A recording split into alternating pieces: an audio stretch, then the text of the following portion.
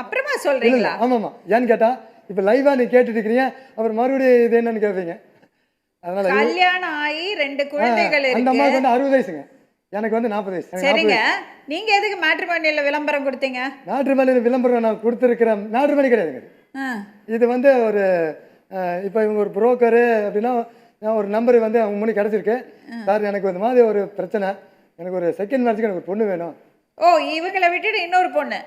இவங்களை பற்றி நான் கேட்டு கண்டுபிடிக்கிறதுக்கு ஒரு பொண்ணு எதனால் ஒரு தப்பு பண்ணுறாங்க, செகண்ட் மேரேஜ்னா அவங்க தப்பு பண்ணுவாங்க, நம்ம தெரிஞ்சுக்கலாமேன்னு இருக்காங்க. இவங்க தப்பை கண்டுபிடிக்கிறதுக்காக தான் நான் இவ்வளோ வேலைகள் பண்ணேன். அந்த மேடம் அவங்க சொன்னாங்க கோல்டு வாட்ச் வாங்கி வச்சிருக்கிற இவங்களுக்கு, அப்புறம் என்னை சொல்லி ஏமாத்திட்டேன். இப்போ கல்பனாங்கிற ஒரு பொண்ணு கூட ஆந்திராவில் பேசிட்டு இருக்கிறான்.